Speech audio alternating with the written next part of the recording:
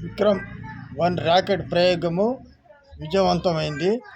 షార్ నుంచి తొలి భారతీయ startup company private rocket విజయవంతం చేసింది. భారతీయ అంతరిక్ష చరిత్రలో నూతన అధ్యాయం ప్రారంభమైంది. భారతీయ ప్రైవేట్ స్టార్టప్ కంపెనీ కక్షలోకి రాకెట్ పంపి గ్రాండ్ సక్సెస్ చేయటం దేశ చరిత్రలోనే మొదటిసారి కావటం విశేషం. హైదరాబాద్ చెందిన స్కైరూట్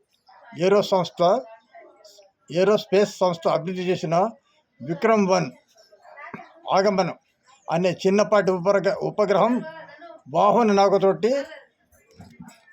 మొన్న శనివారం మధ్యాహ్నం 12 గంటల ప్రాంతంలో ఇస్రోలో అంతర్భాగంగా ఉన్న సతీష్ ధావన్ స్పేస్ సెంటర్ షార్లోని మొదటి ప్రయోగ వేదిక నుంచే డింగిలోకి విజయవంతంగా దూసుకెళ్ళింది.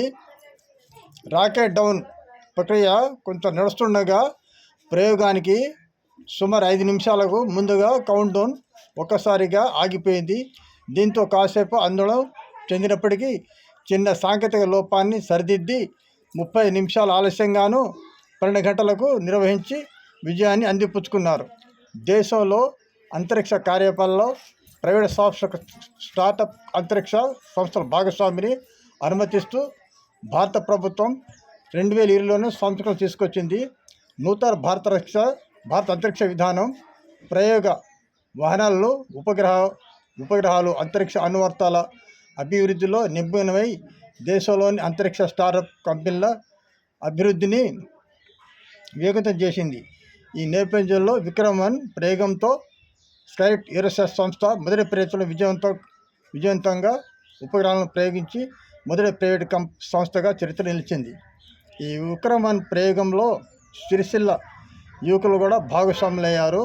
కరీంనగర్ చెందిన యువ ఇంజనీరు సైతం కీలక పాత్ర పోషించారు.